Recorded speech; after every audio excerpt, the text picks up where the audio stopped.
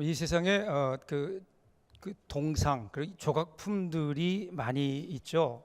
많은 조각품들이 있는데 그 가운데 사람들이 가장 유명한 조각품, 조각상 그러면 여러분 제일 먼저 떠오르는 게 뭔가요? 한국 사람들에게 제일 먼저 떠오르는 것은 로댕의 생각하는 사람입니다. 한 번쯤은 다 보셨죠? 로댕의 생각하는 사람.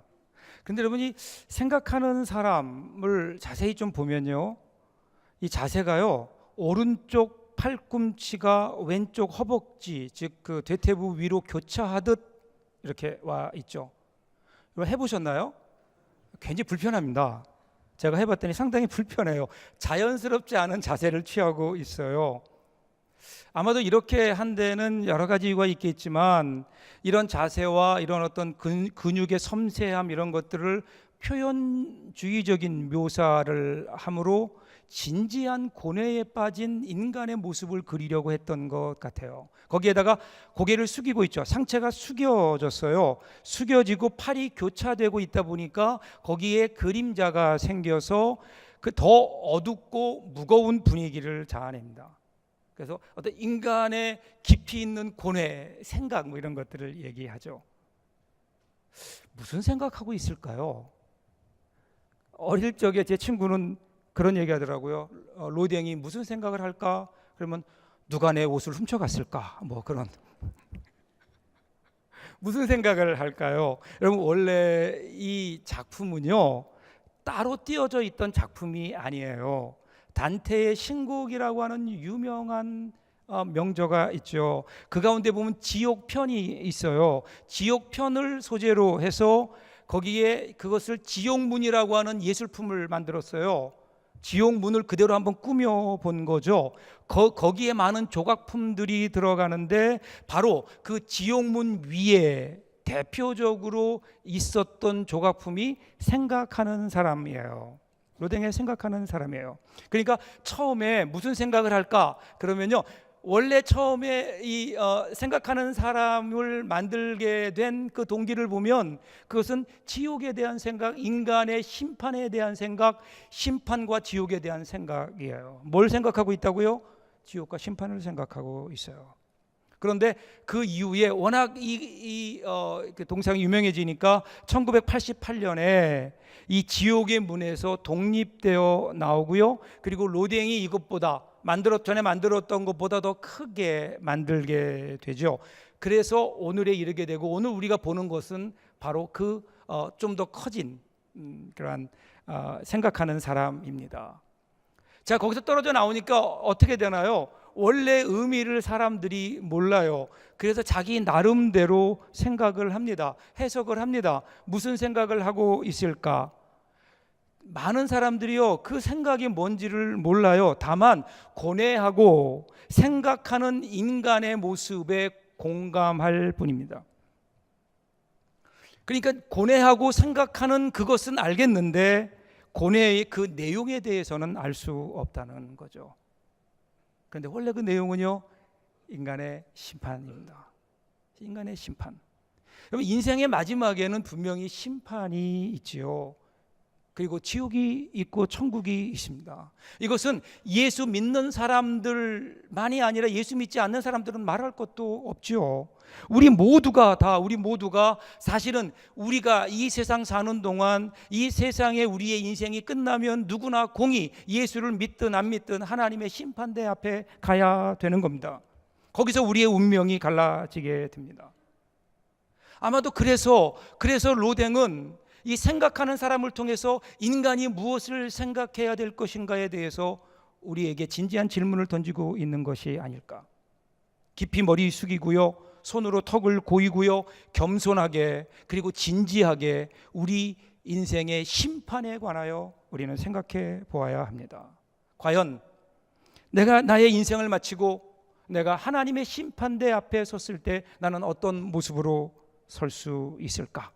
비록 내가 교회를 다니고 있고 믿음 생활한다고 하지만 내가 이렇게 신앙생활해서 나중에 정말 하나님의 심판대 앞에서 어떤 모습으로 하나님 앞에 설 수 있을까? 여러분, 이것은 우리에게 그 어떤 것보다도 중요한 그리고 무겁고 엄중한 문제가 되어야 되지 않을까요? 우리 바쁘게 살다 보니까 우리가 정말 생각해야 될 것들은 생각하지 못한 채 다른 것에 우리의 생각을 빼앗기고 있는 것은 아닌지. 여러분, 우리 인생의 심판은 분명히 있습니다.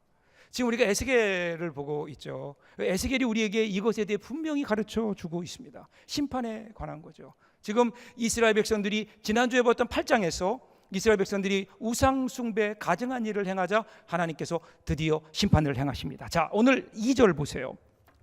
내가 보니 6사람이 북향한 윗문 길로부터 오는데 각 사람이 손에 죽이는 무기를 잡았고 그 중에 한 사람은 가는 베옷을 입고 허리에 서기관의 먹그릇을 찼더라. 그들이 들어와서 놋제단 곁에 서더라.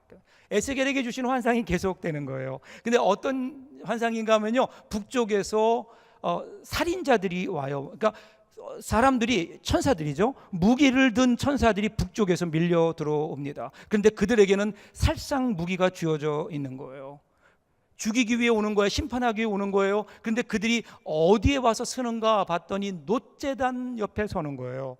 놋제단 곁에 서요. 여러분, 놋제단이라는 것은 번제단이죠. 하나님께 희생 제물을 드림으로 인해서 죄를 용서받았던 곳입니다. 그것은 은혜의 자리였어요. 하나님께서 우리에게 베풀어 주신 화해의 자리였어요. 우리가 죄를 짓고 하나님과의 관계가 끊어질 때, 죄로 인해서 우리와 하나님과의 관계가 끊어졌을 때 하나님께서는 그곳에 오라고 하십니다. 그곳에서 전심을 다해 회개하고 하나님 앞에 희생 제물을 드릴 때에 하나님께서 우리를 보시고 그 희생 제물을 보시고 우리의 죄를 용서해 주시겠다라고 약속해 주셨던 은혜의 자리입니다. 그런데 하나님께서 그렇게 은혜를 베풀어 주셨음에도 불구하고 이스라엘 백성들이 그곳에 나오지 않는 거예요. 그냥 죄에 죄를 더하고 있는 겁니다. 그곳에서 오히려 하나님 앞에 나와서 하나님께 자기의 죄를 자복하고 희생 제사를 드리는 것이 아니라 그곳에서 우상을 숭배하고 있네요. 그러니까 하나님이 어떻게 돼요? 심판하시는 겁니다. 그러니까 어떻게 될까요? 은혜의 자리가 심판의 자리로 바뀌는 거예요. 은혜의 자리가 진노의 자리로 바뀌어 버립니다. 불행입니다.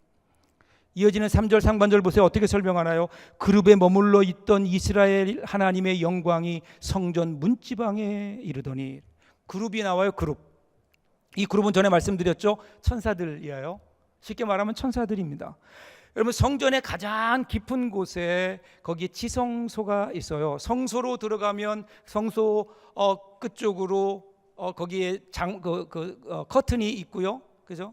커튼을 열면 그 안에 지성소가 있는데 지성소 안에는 법궤가 있어요. 법궤는 하나님의 임재를 상징하는 거고요. 그 법궤 위에 그룹들의 형상들이 있는 겁니다. 그룹들의 형상들이 있어요. 그러니까 그룹이라고 하는 것은 가장 깊은 곳, 하나님의 임재를 나타냈었던 지성소를 말하는 겁니다. 자, 그런데 지금 원래 그곳에 하나님의 영광이 있었는데 그 하나님의 영광이 그곳에 더 이상 있지 않아요. 그 영광이 그 그룹들을 떠나서 어디에 있어요? 성전 문지방에 가 있는 겁니다. 그곳을 떠나신 거예요. 성전을 떠나시는 겁니다. 그리고 와서 그 다음에 10장을 보시면 성전 문지방에 있던 하나님의 영광이 이제는 성전 동문으로 옮겨갑니다. 그리고 그 뒤를 넘어가 보면 나중엔 하나님이 아예 동쪽 산으로 가세요. 쉽게 말하면 하나님이 좌정하고 계시던 그곳, 하나님의 임재를 상징하며 이스라엘 백성들을 만나 주시며 내가 거기 있겠다고 약속하셨던 그곳에서 더 이상 하나님이 계시지 못하고 하나님이 그곳을 떠나시는 겁니다. 이스라엘 백성들이 그곳에 와서 하나님 만나려고 하지 않고 하나님을 향하지도 않고 오히려 그곳에서 우상들을 숭배하고 있으니까 하나님께서 그 꼴 더 이상 못 보시는 거죠. 떠나시는 거예요. 하나님이 떠나셨다. 이것이 에스겔이 전해주는 첫 번째 이야기입니다. 하나님이 떠나셨대요. 하나님이 떠나셨대요. 사랑하는 여러분, 하나님의 영광이 그곳에 머물러 있을 때에는 그것이 아름다운 하나님의 성전이었어요. 그 어떤 다른 것과 비교할 수 없는 아름답고 거룩한 하나님의 성전이었는데 이제 하나님의 영광이 떠나니까 더 이상 하나님의 성전이 아닌 거예요. 하나님이 계셔야 그곳이 성전이죠. 여러분, 성전이라고 하는 것은요, 거기에 얼마나 많은 사람들이 모였느냐, 그것이 얼마나 아름다우냐, 얼마나 크냐, 여러분, 이것으로 성전이 결정되는 거 아니잖아요. 성전이 성전답기 위해서는 그곳에 하나님이 계셔야죠. 하나님의 영광이 있어야죠. 그런데 지금 그 하나님의 영광이 떠나갑니다. 하나님의 영광이 떠나가요. 하나님의 영광이 떠나가니까 어떻게 되나요? 그 다음에 남은 것은 그동안 유보했었던 하나님의 심판이 그곳에 임하는 거예요. 하나님이 떠나시니까 곧바로 바벨론 3차 침공이 일어나게 되고 예루살렘은 완전히 무너지게 됩니다. 사랑하는 여러분, 그런 생각 해보셨나요? 하나님이 나를 떠나가실 수 있다. 하나님이 우리 가정에서 떠나가실 수 있다. 하나님이 우리 교회에서 떠나가실 수 있다. 하나님의 영광이 더 이상 우리 가운데 있지 않을 수 있다. 여러분, 예수 믿는 사람들에게 이것보다 더 큰 저주는 어디에 있을까요? 오늘 우리 가운데 하나님의 영광이 있나요? 우리가 신앙생활하면서 이 하나님의 영광이 함께한다고 하는 이 기쁨이 우리 가운데 있느냐라는 겁니다. 여러분, 하나님의 영광이 우리를 떠나면 우리는 뭐가 남을까요? 아무것도 없죠. 그래서 우리가 부르는 찬양과 같이 주 떠나가시면 내 생명 헛되네 기쁘나 슬플 때 늘 계시옵소서. 우리가 부르는 찬양은 이거밖에 없잖아요. 주 떠나가시면 우리 인생 아무것도 아닌 거예요. 근데 우리는 마치 하나님의 영광 없이도 살 수 있다고, 하나님의 영광과는 상관없이, 하나님의 임재와는 상관없이 오늘 우리는 그렇게 무감각하게 우리의 삶을 살아가고 있는 것은 아닌가. 하나님의 백성들에게 최대의 저주는요, 하나님이 떠나가시는 겁니다. 영광이 떠나가면, 하나님의 영광이 떠나가니까 어떻게 해요? 저주가 임하는 거예요. 그곳에 심판이 임하는 거예요. 아름다운 건물은 여전히 남아 있을지 몰라도 그곳은 더 이상 성전이 아닌 겁니다. 하나님의 심판과 진노의 자리인 거죠. 자, 하나님의 심판이 시작됩니다. 하나님이 떠나가시니까 하나님의 심판이 시작되는 거예요. 그런데 그럼에도 하나님은요, 심판을 시작하시기 전에 한 가지 명령을 하십니다. 3절 하반절부터 4절을 보세요. 여호와께서 그 가는 베옷을 입고 서기관의 먹그릇을 찬 사람을 불러 여호와께서 이르시되 너는 예루살렘 성읍 중에 순행하여 그 가운데서 행하는 모든 가증한 일로 말미암아 탄식하며 우는 자의 이마에 표를 그리라 하시고, 먼저 먹그릇을 가지고 있는 천사, 서기천사라고 얘기하죠. 이 서기천사에게 명령하는 겁니다. 하나님이, 예루살렘이 하나님을 저버리고 망할 길로 가고 있는 그것을 보면서 너무너무 고통스러워서 우상 숭배하고 있는 사람들을 바라보면서 안타까운 마음으로 가슴을 치며 저러면 안 되는데 하나님께서 기뻐하시지 않는데 가슴 치며 애타며 마음속에 탄식하며 우는 사람들, 그 사람들 마음, 그 이마에 표를 하라는 거예요. 이것은, 이 표는요, 타우라고 하는 건데 히브리 알파벳의 마지막 글자입니다. 그러니까 고대 표기로 보면요, X자입니다. X자. 그러니까 가서 X자 긋는 거예요. 누구에게 이 X표를 하라고요? 가망이 없는 사람에게 X표를 하라는 게 아니에요. 가증한 일, 즉 백성들의 죄로 인하여 탄식하며 우는 자.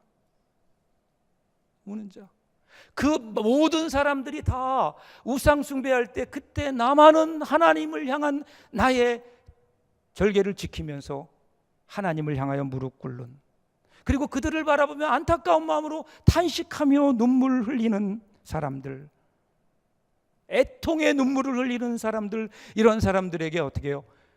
X표, 타우표를 하라는 겁니다. 아무리 세상이 험악하고 희망이 없어 보여도, 하나님의 심판이 금방 임하더라도 희망이 없는 그 세상을 포기하지 않고 움켜쥐고 기도하면서 하나님에게 매달리며 울며 부르짖는 자에게 하나님께서는 그들의 이마에 표를 해라 그러는 겁니다. 왜 표를 하라 그럴까요? 그 다음에 표를 한 다음에 칼을 차고 있는 천사들이 이제 그 성을 돌아다니며 그들에게 심판을 행할 때에, 그때는 젊은 자나 늙은 자나 어린아이나 할 것 없이 그 누구도 가리지 않고 다 이제는 하나님의 심판 아래 죽어갈 수밖에 없는데, 그런데 그 가운데 하나님께서 뭐라고 말씀하세요? 표가 있는 자들에게는 가까이 가지도 말아라, 이렇게 얘기해요. 그들을 죽이지 말라가 아니에요. 가까이 가지도 마라. 갔다가 잘못될까 걱정하는 마음으로 거기에는 가까이 가지도 말라는 거예요. 그러면 여러분, 오늘 하나님께서 심판을 하시기 전에 하나님 먼저 하나님의 사랑하는 백성들, 끝까지 믿음을 지키며 하나님 앞에 바로 서기 위해 노력하는 사람들, 그런 사람들을 어떻게 먼저 구원하시는 거예요. 그러면 여러분, 성경에는요 심판의 스토리만 있는 게 아니에요. 심판의 스토리의 중심은 구원의 스토리예요. 구원의 이야기입니다. 여러분, 이것은 성경 전체에 흐르고 있지 않나요? 이때만 그런 것이 아니에요. 그 전에 하나님께서 이스라엘 백성들을 애굽에서, 이집트에서 불러내실 때 마지막에 10번째 재앙이 이집트 땅에 있는 모든 장자들은 다 죽이는 거였잖아요. 근데 그때 하나님께서 이스라엘 백성들에게 뭐라고 말씀하세요? 어린 양을 잡아서 어린 양의 피로 문설주에 바르면 내가 그곳을 그냥 넘어가겠다는 거예요. 죽이지 않겠다라는 거예요. 그러므로 그것은 구원의 이야기입니다. 거기에 있던 이집트 사람들에게는 그것이 심판이요 죽음의 스토리였지만, 하나님을 믿고 하나님 말씀에 순종하는 사람들에게는 그것이 구원의 스토리였죠. 그래서 그뿐인가요, 여러분? 이것은 과거에만 있는 일이 아니에요. 우리의 마지막에 있어질 일이기도 합니다. 하나님께 세상 끝날에 이런 일을 하실 겁니다. 요한계시록에 보면 이 땅에 마지막 엄청난 재앙이 쏟아질 때에, 그때 하나님께서는 그 전에 자기 백성들의 이마에 인을 치시겠다, 이렇게 말씀하십니다. 그래서 하나님께서 내가 내 백성의 이마에 인을 다 치기까지 한 사람도 건들지 말아라. 그리고 그 전에 하나님께서는 그 재앙이 임하기 전에, 죽음이 임하기 전에 하나님께서는 하나님의 백성들을 구원해 내신다는 겁니다. 그러므로 여러분, 성경은요 심판의 스토리가 아니에요. 우리에게는 구원의 스토리인 겁니다. 저는 정말 바라기는 여러분들에게 이 하나님의 심판이 저주요 심판의 스토리가 아니라 구원의 스토리가 되는 그 은혜가 저와 여러분들에게 있기를 주님의 이름으로 축복합니다. 계속해서 5절부터 6절 상반절 보세요. 그들에 대하여 내 귀에 이르시되 너희는 그를 따라 성읍 중에 다니며 불쌍히 여기지 말며 긍휼을 베풀지 말고 쳐서 늙은 자와 젊은 자와 처녀와 어린이와 여자를 다 죽이되 이마에 표 있는 자에게는 가까이 하지 말라. 자, 드디어 심판이 임해요. 죽이는 겁니다. 철저한 심판이에요. 다 죽이라고 하십니다. 하나님의 진노가 극에 달했어요. 그런데 이마에 표가 있는 자에게는 가까이 가지도 말라는 겁니다. 이들은 우상 숭배에 참여하지 않는 자들입니다. 이들은 지도자들과 제사장들과 그리고 그 장로들까지도, 유다의 장로들까지도 우상 숭배하는 모습을 보면서 가슴 치며 슬퍼했던 사람들입니다. 세상이 아무리 악하고 그리고 타락할지라도 나만큼은 하나님 앞에 나의 마음만은 변치 않을 것이라고 하나님을 향한 그 순전한 마음을 가지고 살아가는 사람들, 얼마 되지 않는 소수였지만 분명히 그들이 있다는 겁니다. 성경에서는 그런 사람들을 가리켜서 남은 자, 그렇게 얘기합니다. 남은 자.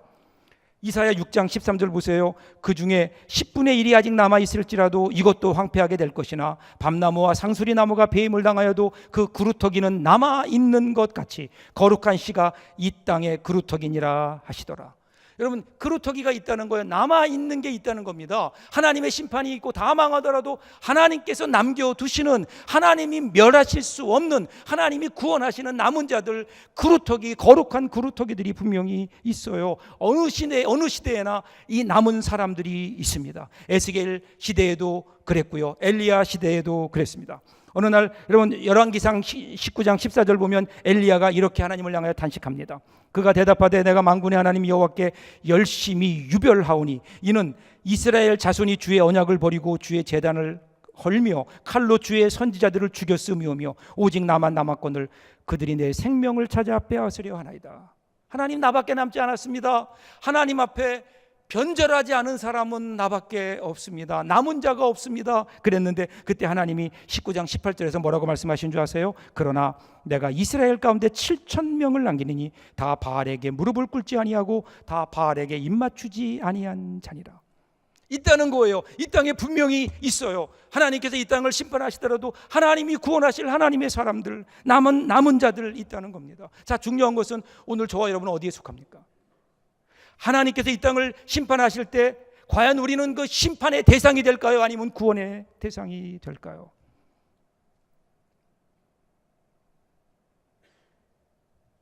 과연 우리는 어디에 있을지,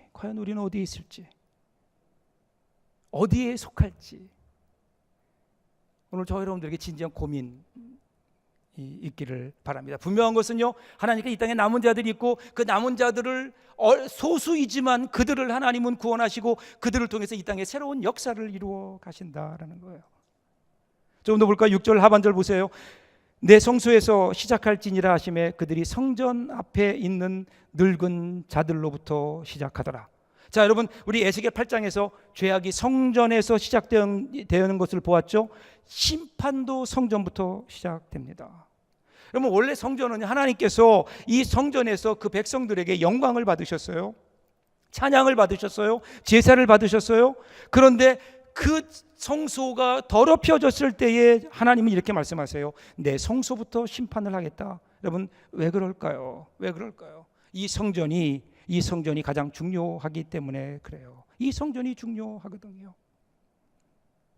여러분, 하나님께서는 이 세상에 죄가 있는 것은 참아내실 수 있어요. 교회가 아닌 다른 곳에 죄가 행해지고 우상 숭배가 있고 하나님을 거스리는 죄악들이 있는 것, 하나님은 얼마든지 참을 수 있으신 것 같아요. 그런데 하나님이 참지 못하는 게 하나 있으세요. 그것은 거룩해야 될, 분명히 무언가 달라야 될 교회가, 하나님의 성전이 더럽혀지는 것만큼은 하나님은 그냥 두고 보시지 못한다는 거예요. 교회 건물을 얘기하는 게 아니라 사람이잖아요. 이 명령의 천사들이 어떻게 해요? 늙은 자로부터 시작하더라. 여기 늙은 자는요, 여러분, 장로예요. 나이가 많다는 게 아니에요. 장로들 얘기합니다. 아시죠, 여러분? 우상 숭배 했잖아요. 25명의 장로들이 태양신을, 성전을 등지고 숭배했잖아요. 여러분, 하나님은요, 예수 믿지 않는 사람들, 하나님의 자녀가 아닌 사람들이 죄 짓는 것은 하나님이 크게 생각하지 않으세요. 그리고 참아내실 수 있어요. 원래 죄 가운데 있는 거니까. 그런데 죄에서 구원하셔서 하나님의 자녀로 삼아준 우리, 거룩한 예수 그리스도의 십자가의 보혈로 깨끗하된 우리가 다시 죄를 짓고 죄 가운데 거하는 것은 하나님이 그냥 두고 보시지 못한다는 거예요. 그래서 먼저 성소부터, 그리고 장로들부터, 하나님의 사람들부터 하나님이 먼저 심판하신다는 겁니다. 사랑하는 기억하세요. 다른 곳에 죄가 있는 것은 괜찮아요.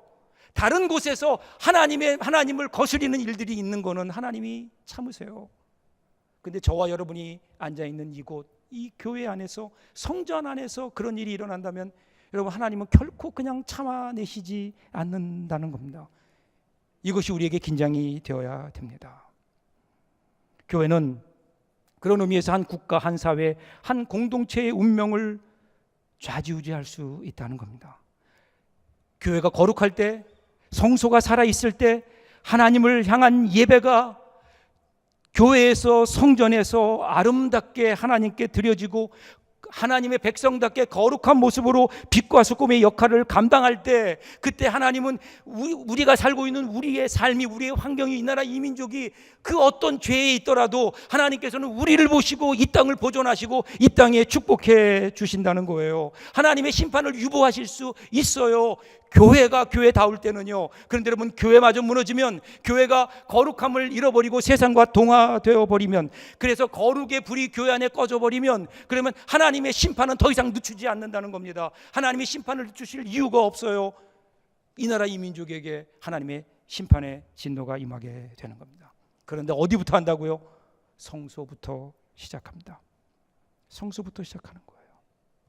사랑하는 여러분, 여기서 우리는 우리의 모습을 다시 한번 보아야 합니다. 우리가 왜 빛과 소금의 역할을 감당해야 되는지, 하나님이 이 땅에 우리 교회를 왜 세우셨는지, 그리고 우리 교회 안에 여러분들을 왜 보내셨는지. 교회가 교회다우라고요. 이것만큼은, 다른 곳은 몰라도 이것만큼은 좀 거룩하게 하나님을 향한 순전한 마음을 가지고 하나님을 좀 섬겨달라고요.